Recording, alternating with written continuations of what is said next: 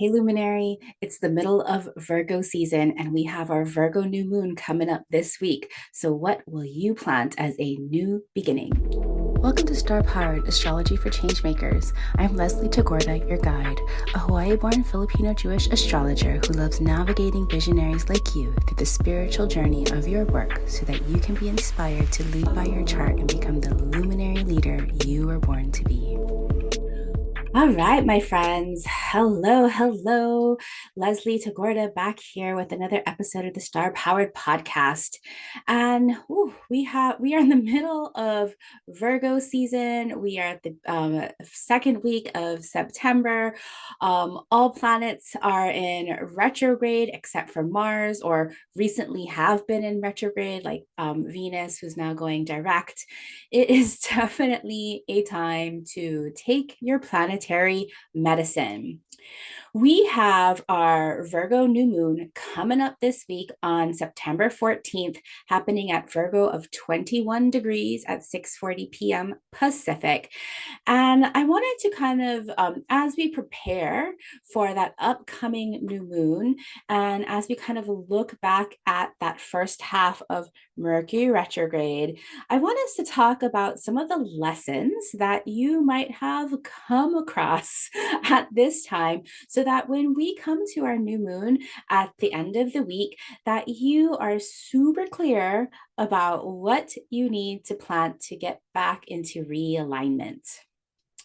So it has been really interesting to watch over this last week because it's been so busy in terms of just family obligations and holidays and wrapping up the summer. Um, Client reach out, delivering on a bunch of trainings. There's so many things to celebrate. And also, if you're like me, you might just want to like lay down on the floor and look at the ceiling because maybe you're out of energy. And so, as I was saying, we are in the middle of Virgo season. I'm recording this on Friday, September 8th. Virgo, the sun is like literally at Virgo 15 degrees. So, right in the middle of Virgo season. We had our Mercury Cazimi. When was that? Mercury Cazimi, that Mercury Sun Cazimi on just on Wednesday, a couple of days ago. When I was looking back through kind of like my Mercury retrograde write ups, and I was looking at this Kazemi, and I wrote the theme for the Kazemi of like, be honest. And at first I was like, oh, this Mercury retrograde is going to be pretty easy because Mercury is not aspecting any other planets. Yes, it's going through its home sign of Virgo, but it's not doing a whole lot of things, so it's going to be pretty easy. Nothing extraordinary. Okay, I was absolutely wrong. Oh my goodness. So I've been seeing themes across the board with like the clients that I've been hearing from during readings or during classes, or just on my Voxer for some of my mentorship clients who reach out to me. I've been noticing things in my own personal family, like my little nuclear family with my son and my husband. I've been noticing things in my larger family. I've been noticing things in my friend circles. So there's definitely a theme going on. So I'm not going to be referencing like any one particular client story. This is like a whole clump of like all the things that are coming together.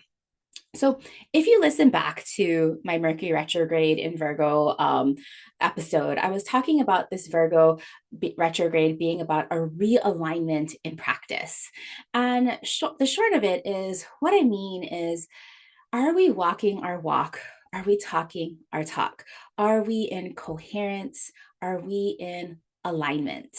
And sometimes when we are not walking our walk, not walking our talk, it can look like something like we are out and about trying to fix everybody else and not doing our own work to try to fix ourselves. So, that would be something like me talking to my son and telling him all the things that he needs to do wrong. And yet, on the other hand, me absolutely being triggered and reacting to when he starts whining and complaining, right? I totally that kind of parent still yet. I'm working on my things, right? And that's one way of when we're out of misalignment and how things can erupt a little bit. The other kind of realignment can be a little more acute when we are running around thinking that we have to like uphold our businesses, uphold our family, uphold everything, yet we are not upholding ourselves by getting enough rest, getting proper nutrition, saying no to certain things. There's all kinds of different ways we can be working in non-alignment. And what I've noticed is that the people who are really doing their best to work in alignment, even if it totally sucks, meaning like saying no to people that they thought they were friends because there's a misalignment, or dropping people out of their lives because the values don't match, or letting go of parts of your business because even though it's bringing in money, brings in no joy. Even though those are really difficult things to do, ultimately the person is acting in alignment because it no longer serves them and their highest path. And so even when we think we're doing things in alignment, it might not be so comfortable, and we can still have these moments of like, oh, like what are we doing? Now, on the other hand, the people who might be trying to people please or fix things and make things run all hunky dory and smoothly, thinking that we're upholding something, but we're not upholding our own values.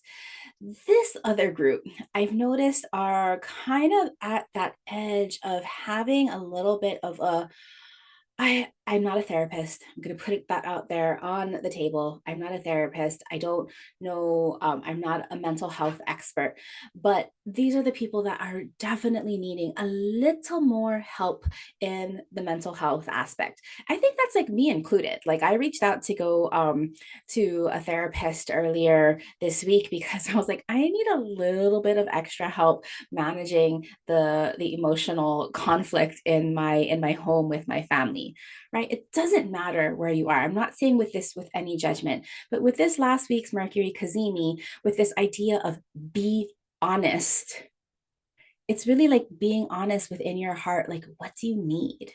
Do you really need some help? And if you need some help, it's absolutely okay.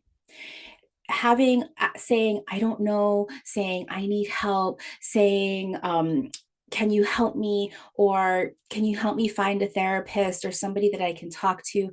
All of those things are absolutely okay, especially in this time of Virgo season, with all of the planets having been in or going in retrograde at the moment, except for Mars. And Virgo season really being about wellness. But when we think about Virgo season about like holistic wellness, mind, body, spirit, it absolutely has everything to do with our mental wellness and our emotional wellness and our mental health. So if this is you, just a little PSA, go get help. I'm getting help. We all need some help sometimes, especially if you are a business owner, that is a parent, a business owner that is a parent and also of a underrepresented or marginalized identity. Yes, you, my friend, need some help, and it's okay.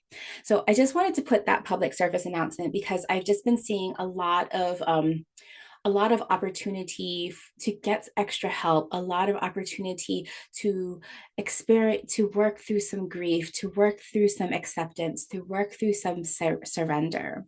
And so it was really beautiful. Before I opened up this podcast, I actually pulled a card. You know that I am friends with my friend Asha Frost. Asha Frost, Indigenous medicine woman. She's Ojibwe, and she has a book called You Are the Medicine. I love that book. And she also has this beautiful deck of cards that I refer to all the time called the Sacred Medicine Oracle. And did you know that my friend Asha just opened up an offering called Ceremony, where she's offering these full moon rituals and ceremonies all throughout the year. So head on over to asherfrost.com. She didn't pay me to do this. I'm just saying this because I absolutely love her work. And she's going to be doing these full moon ceremonies over the next 13 full moons. And I think I was reading in her emails that if you apply or if you join now, she's opening up with a beautiful fall equinox ceremony. I'm gonna be there. I'm definitely gonna be there. I love her work. So sorry about that little that little plug. I just love Ash's work. But when I was opening up this podcast, I wanted to figure out what is the energy that we listeners all need to hear this week as we come forward. And it was so beautiful. I'm telling you these stories because that's what I wanted to tell you anyway. But then the card that got pulled was Earth Mother, surrender. Look at this beautiful card. So beautiful, so peaceful. And I know I've been talking a lot about like climate justice and environmental justice with the fires in Maui. I'm not gonna go there right now, but I feel like she came up in part of that. But the most beautiful part of what this card had to say was to surrender from Earth Mother. There is a new wisdom awakening within, but you can only hear it in the quiet moments of rest. Your spirit is attuning to the next step in your path, but it will not happen until you gather your vital energy back. Like, okay, Ashes lexicon for her beautiful deck. Like this deck is just so beautiful. Thinking about this idea of awakening new wisdom. We're having our upcoming Virgo new moon, and I'm going to be talking all about that Virgo new moon in just a bit. And how I see this Virgo new moon, it's absolutely a new beginning. And as you're listening to this, if you listen to this episode when it first drops, we are in that kind of waning light of the moon, in that balsamic moon, where each night when you see the moon, it's having less and less and less light as it comes back. And always, if you're working with moon phases, you know that as the light kind of decreases, this is where we're finishing things up, we're resting, we're healing, we're integrating. And so this card is reminding us that you can't keep on going like super fast, right? We're also in Mercury retrograde. If you're still hustling, if you're still pushing, like no wonder you're like on the brink, looking over that edge of the cliff. I mean, I'm not joking around. If you really are, I'm talking about just kind of the proverbial cliff. Please, please, please, please call somebody if you're really at that brink. I'm talking more metaphorically of like, I'm gonna burn down my business, or I'm gonna like throw everything away. That's what I'm talking about. Okay. And so when this card says you can only hear this new wisdom in the quiet moments of rest. So please, my friends, take as much rest as you can. If you can only carve out 20 minutes of a nap in the afternoon between meetings, if you can carve out an extra hour of sleep by going to sleep early, whatever you need to do, even if it's 5 minutes of just like staring at the wall, like carve out this time for rest, because it's in those quiet moments that this new wisdom will come through. And then the reading for surrender says your spirit is attuning, hello, attunement, alignment of Virgo, to the next step in your path. But it will not happen until you gather your vital energy back. And Mother Earth says to surrender, take care of your sacred self with the help of Mother Earth, and the universe will step up to meet you. In the book that comes with this deck, there's this beautiful sacred ceremony, and Asha guides you to imagine your body literally being held and supported by Mother Earth so that you can fall back into her embrace and her hug. And I want you to feel that right now. So, if you're driving, don't do this. If you're on a walk, if you're sitting down or doing what you need to do, if you could just like ground your feet into the earth a little bit, and wherever you are, lean back a little bit. Just feel like you don't have to support yourself all by yourself. If you need to, give yourself a little squeeze, give yourself a little hug, and pretend that it's Mother Earth hugging you, because we all need this at this time. I am certain of this. So remember Earth Mother as you go forth on this week, as we get prepared for this new moon ceremony. And so before we dive into this Virgo new moon ceremony, just again, remembering that our Mercury retrograde medicine is about realigning our practice, meaning how are we taking action, consistent action on a day-to-day basis that aligns with our most recent Venus retrograde medicine. The Venus retrograde medicine was to remind you that, yes, we are here to reignite what we love, what brings us joy, and how we need to bring more value back to those places of joy. Then the Mercury retrograde medicine saying, okay, are you walking your walk, talking your talk, making sure that you're practicing what you reignited in your joy and your values every day. Virgo, even though it's about practice and routine, it's really about like what we do on a day-to-day basis, even if it's just remembering in the morning before you get out of bed to stretch, or to do your breathing exercises, or to drink your lemon water, or to take your supplements, like basic things like that. Or in work, if it's to check your accounts to make sure cash flow is going well, or to cancel old subscriptions, or to connect, whatever your values are. Or in your home, if every day you like to sweep out the porch like a good witch. I love sweeping. I have all my brooms. I like sweeping more than like I like vacuuming, and sweeping out the old, whatever that is for you, making sure that it is lined. That is the medicine. So as we come up to this new moon, you don't have to think so hard about in terms of what you want to plant as a new beginning. So talking about new beginnings, over the last week, we started our two huge new beginnings in the business. In Star Powered Circle, my astrology community, of business owners, entrepreneurs, and change makers, we started our third sorry for all the the words are coming really slowly for me today. Our third Astro brand, no, our third intensive around my Astro brand method called Star Powered Style. There's three parts to my complete method: position, which is the what, why, how, and for whom. Star powered position.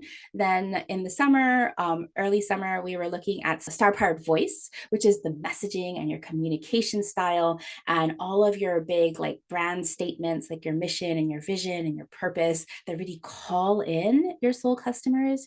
And then the third part is star powered style, where we look at the visual identity, the design aesthetics, as well as your signature processes. So we started that off last week, and it has been just this kind of one of the full circle moments that I've been experiencing at this time that I just wanted to share, because it's taken me years to get here. There's things that we've been completing that we worked on like 3 years ago, 4 years ago, that I started, that I never really was able to fully document this third and vital part of my whole method. And even though the star powered style is our design experience is really how I got to this place in the beginning, because I've had a branding and web design business back since 2004. And yet this was the one piece that I was super, super, super, I don't know about resistant, but it was really hard for me to document and put into an intensive training to share. I think it was probably because it's just so intuitive. But it's really exciting. People so far have been super stoked about really attuning into the visible aspects of their natal chart that need to come through in their visual identity. So number one, that was like super, like one of the full circle moments that I had, and just really taking a moment for myself to sit with that and not kind of dismiss it, but really to celebrate that accomplishment after all of those years. And then the second kind of full circle moment is that, I've been preparing to have an Astrobrand certification for 3 years. It seems like I've been working on this also forever, because my goal with putting together an Astrobrand certification is that I want more people to share astrology in this way, just like me, so that we can have more leaders coming into their light after they figure out their identity and look at how their business is an extension of their soul, looking to learn and heal certain parts of themselves, and how we can all become our own versions of change makers by not going with the status quo. Like, that's like my ultimate vision with putting together this certification. And so we started on the certification a couple of weeks ago. We had a ceremony, an initiation, a visioning session where all of us had come together, this first inner circle, to share this wisdom of the world. And yesterday, we had our very, very first kind of like curriculum integration, where we started doing the deep dive work. In this deep dive work, it was so I took a risk. I didn't know if this was going to work, but this was really, really important for me in terms of like my values. The first of our sessions, we're meeting over the next 6 months, and we're meeting bi-weekly to do these like deep dive integration mentorship around the Astrobrand method. But the first week was about ethics, power, and privilege as an astrologer. Whew. I am not a DEI expert. I am not a privilege expert. I am not a power expert. I only can provide from my life experience of all the mistakes, all of the trials and all of the tribulations that I've already made with giving hundreds and hundreds of readings and wanting to do good. And so I opened up the our session, our Astrobound certification session, for this deep dive into ethics, power, and privilege with a quote from Spider-Man by Uncle Ben. We've all heard this: with great power comes great responsibility. Because if you are a healer, if you are in an advisory role, if maybe you are even an astrologer, you, my friend, have great power. And it's really important to acknowledge this power, because the dynamic is one of unequal exchange. And when you have great power and you are not aware of your power, it is super, super, super, super easy to do harm. Right? Just imagine like us as human beings being so giant, and we're just like walking about our way, and then all of a sudden we like step on like some kind of like plant or animal hive, and we have no idea the harm that we've done because we're just going about our way. And so to have this conversation at the very beginning is to really frame everything with just like the great responsibility that we have in guiding others. And I wanted to offer this a little bit to you as well, because like I said earlier, I put this kind of curriculum, this outline together specifically based on my lived experience. I didn't go to school to be a, DEI trainer or facilitator. I don't have any like, accolades or anything. This is purely from my lived experience. But I thought that it was really important because I've made a lot of mistakes in my life, in my practice, that I'm still learning from. And so the second quote that I kind of I had as a milestone during our conversation, which I think also is really important for you, is this idea of when you know better, you do better. And that is a a soundbite of a quote from the great Maya Angelou, who American poet and writer. And it's really a greater, it comes from a quote that's a little bit longer that says, do the best you can until you know better. Then, when you know better, do better. And so I wanted to offer this today, this kind of the centering thought, taking this idea of surrender wherever you are, you're really okay. That Mother Earth card from Asha, and then coming to this idea especially in Virgo season, when you know better, you do better. Meaning, yes, you have made mistakes. There is not a single one of us that hasn't made a mistake. And when you then have realization of the mistake that you've made, then how do you promise yourself that you're always going to do your best to do better the next time? And so we had this conversation around this idea of ethics in an astrology practice. But I think these ethics can go for any person who is looking to do a kind business, a responsible business, knowing that you as a business owner have this power when working with your clients, whether an advisor, a healer, a coach, all of those things. This goes for everyone. Things from consent and asking permission, to getting clarity, to doing no harm, to making things right when you make a mistake, to getting your own mental health, to being able to say, I don't know. Oh my goodness, we took so many deep dives into this, and it was absolutely beautiful.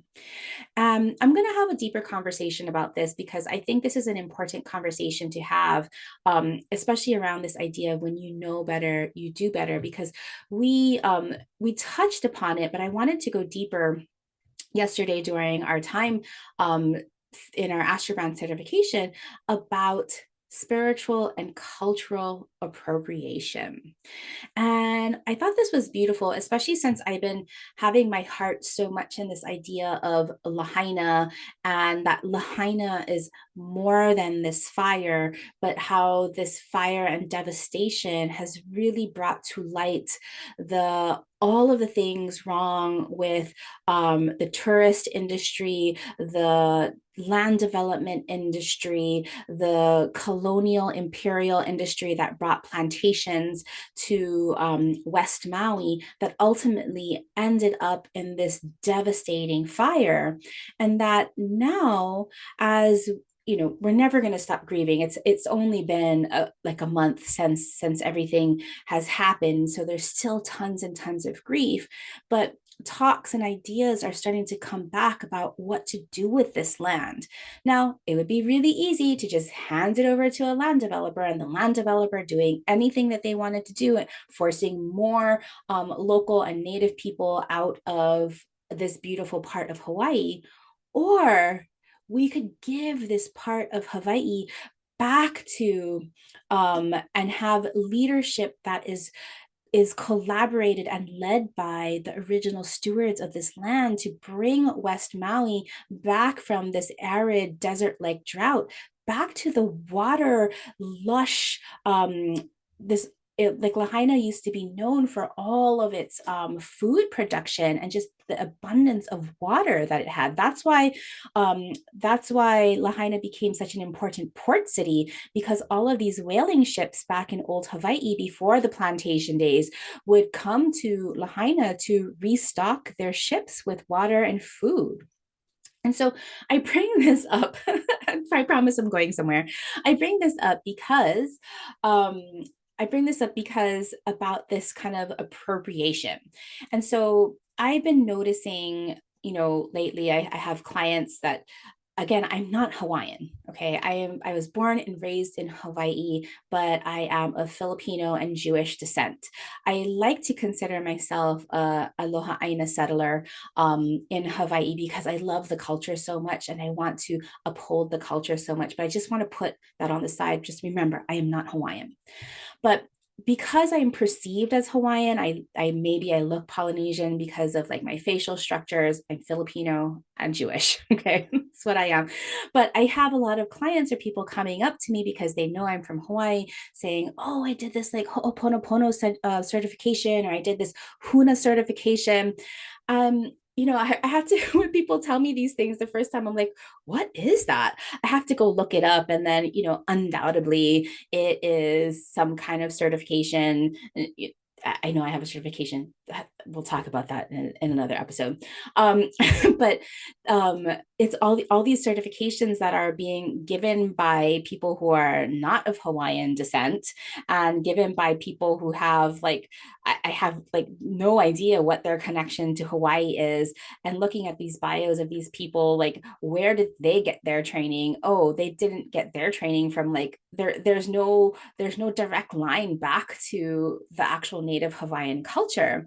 I bring this up in terms of this idea of spiritual and cultural appropriation, because as we are diving into these ideas of ethics and spirituality and ethics in advisory, when we lift the covers up to look underneath, this is part of our job to really understand, where is this information coming from? And once we find out if this information has been created for extractive purposes, or for like the tourist gaze, or for the white gaze, whether this be like a ho'oponopono ceremony, or a training, or a huna training, like there's no even word huna in in the Hawaiian language. I think the people who created like the Huna certification, like they were conjugating it from the word kahuna for a teacher master. No, no, no, no. It doesn't actually exist. Okay. And so we have to kind of look at like, oh, what is this content being created for? Is it being created for extractive tourist white gaze, purposes? And I say white gaze in the context of when, especially in places of tourist economies, they people who are creating consumable products or services are creating it primarily for people of European, American, Caucasian descent, because they are generally the people that have the most resources, aka money, to be able to afford these things. So when I say white gaze, I'm not, I don't mean to be racist or anything. That's just the term that it is. And so I'm bringing this up because once we know better, like you might have gone to a luau. I shared in the episode before how like luau's just like really get to me, or you might have participated in a Mayan cacao ceremony, or you might have participated in a ho'oponopono certification. It's okay. Promise me it is okay. But also promise me that you will do better next time. That as you are appreciating a beautiful culture, that you, before you spend money on a service or a certification, to just lift up under the covers a little bit and trace the history back around, where is this information coming from? And is it actually something real, or is it something that is created to be consumed and extracted specifically for the white gaze, even if you're not white, right? Just meaning for the tourist economy. So again, such a tippy tip of the iceberg of a larger conversation. Not my expertise, just my personal experience. So we talked about all of those things. And so no matter where you are in terms of like ethics around, we've all made mistakes around consent. We've all made mistakes around not saying like making things up when we don't know. We've all made mistakes about making things right when we make a mistake by like, running away or ignoring it, instead of like surrendering and apologizing, or doing your best to make it better, but instead like making it about me. It's okay. We have, every single one of us, myself included, you as a listener, we have all made these mistakes. But as Maya Angelou reminds us, this, especially in this Virgo season, when those mistakes that can get us hypercritical and go into those spirals, when you know better, you do better. Okay, so let's talk about this Virgo new moon. So we have our Virgo new moon. Thinking about just like the medicine, the lessons that we have experienced from all of, Mercury retrograde and that Kazini, and being honest about ourselves and understanding where we need a little bit of, emotional wellness or mental health support. All of this okay. When we have our new moon on September 14th, and that is Thursday, September 14th, 6:40 p.m. Pacific, 9:40 p.m. Eastern. If you're listening in Europe, it's might be on the 15th. This new moon Virgo, I'm calling it reimagining a new beginning. This beautiful Virgo new moon, right? The sun, the moon, Mercury, all in Virgo, is part of a supercharged Earth grand trine with Uranus in Taurus and Pluto in Capricorn. And so Uranus, the energy to break through and revolutionize and awaken. And by the way, if you didn't listen to the Uranus episode a couple of weeks ago, go back to that Uranus episode. And then Pluto, both Uranus and Pluto are both in retrograde. Pluto, the energy to down break down so that we can regenerate in an infinite evolutionary death and rebirth cycle. With this Earth grand trine, with the newness of the sun and moon and Mercury, Uranus and Pluto is inviting us to break down and break through in your wellness and your healing. Now, I'm going to come back to this idea, like healing to me is this, like whether you're trying to problem solve or fix or make whole or make complete or awaken into something. To me, healing encompasses all of that, where you're looking at whatever has felt incomplete or missing in your mind, body, or spirit, so that you can call this back, knowing that you and your values and your consciousness and your heart are now in alignment. For some of us, this is going to say, like, I love my work, but I'm not going to push so hard anymore. I'm going to do what I need to do in work to make the income that I need to survive, but I'm going to step back a little bit from, wanting to be like a millionaire or wanting to be like this big affluent name in business, right? Like that idea of that ambition. I see a lot of people dialing back on their ambition, and it's okay, because you know what? We're all fucking exhausted and work isn't everything. Now, for those of us that have like, busy 10th houses, for in terms of like your sun being in the 10th house or your planetary ruler being in the 10th house, or really any planet in the 10th house, that ambition, maybe you tone it down, but ambition is still going to be pretty strong in you. So maybe that's not going to apply for you necessarily. All of this planetary medicine that you have and now are going through has prepared you for this moment so that you can approach this fertile Virgo new moon on Thursday and pour your vision for wellness and wholeness in your mind, your body, your soul, your change making work, your family, your community, your planet, your water, your land, your home, your Mother Earth. All of this, my friend. This is absolutely a new beginning that you get to reignite from your heart-led values of that Venus retrograde that we just finished. We're still in that shadow zone. You have realigned your actions and your thoughts because now you're super honest with yourself. You know if you haven't been taking care of yourself. You know if you haven't been resting. You know if you haven't been getting emotional, mental support. You know that if you've been working too hard. You know if you've been being triggered so often. How can you realign your thoughts and your actions? Because things have broken down and you now see what you need to release, what you need to surrender to, what you have to accept, and what you now have the ability to awaken to what is possible. Okay, so this beautiful new moon, remember the new moon is trining that Uranus retrograde in Taurus, trining that Pluto retrograde in Virgo, making a beautiful triangle in the sky, those grand trines when everything is in trine. You can think of it as like if you're a musician, it's like a major one chord where all the music is, it comes to a complete end, and this one chord, bong, it's complete. It doesn't need to go anywhere. So this is absolutely a place where you have to recognize and accept that you are absolutely complete. You already know what you need to break through and break down for a new beginning. Now, this new moon is also opposite Neptune. Neptune in Pisces, unity consciousness. If you're having struggles of like, what do I need to do? Tap in to your highest self, tap into your heart that connects you to your higher consciousness, that unity, that you are part of all.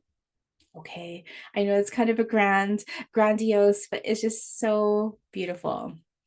So, Virgo new moon, for your ritual, I invite you to plant the seeds to build an equitable, up-leveled practice that allows you to serve others through your work, that allows you to serve your wellness, your wholeness, and your health.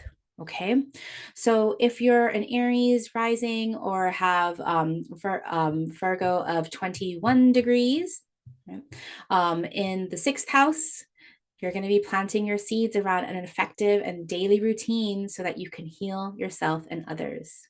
If you're Taurus rising or have 21 degrees of Virgo in the fifth house, you're planting the seeds for joy and embodied practices for nervous system soothing. Yes, that's right. Nervous system soothing so you can experience more joy. If you are a Gemini rising or have a fourth house, get some rest here. Integrated, you're planting the seeds to create an integrated private space for your soul and leadership alignment. This is personally for me. I am putting together a vision board for a new home that I can have a space for myself that is bigger than 2 by 3 feet. to make my work even more aligned for myself. So if you're like me, you have this fourth house, put that vision board together for your home. If you're Cancer rising or you have third house activation, you're planting the seeds for your step-by-step communication. So simple communications, bullet points that activate your social causes. Leo rising folks or second house activation, you're planting the seeds for holistic values, those values that really impart health, that spark your social causes. Virgo rising or first house, you're talking about your daily leadership. Plant those seeds for your daily leadership practices that up-level your ultimate mission. Libra rising folk or 12th house activation, you are here to plant the seeds for deep spiritual restoration of compassionate and empathetic practices that up-level transformation. So my Gemini rising, my Libra rising, my Aquarius rising, all my air people here, get some rest. More than everybody else, get some rest, air people, okay? If you have Scorpio rising or 11th house activation for this Virgo rising or Virgo new moon, you are here to plant the seeds for socio-environmental impact that up levels your soul, customers, and communities. Okay, so do your environmental visioning. What can you do for society around kind of environmental causes? Sagittarius rising, if you have a 10th house activation, it is a busy time of season for you. So get going, get organized, get responsible in your mission driven work. If you're Capricorn rising or have that 9th house activation, this is for you to plant the seeds around your purposeful wellness that revolutionizes your play and joy. Yes, Capricorn risings, I know that you work really, really, really, really hard.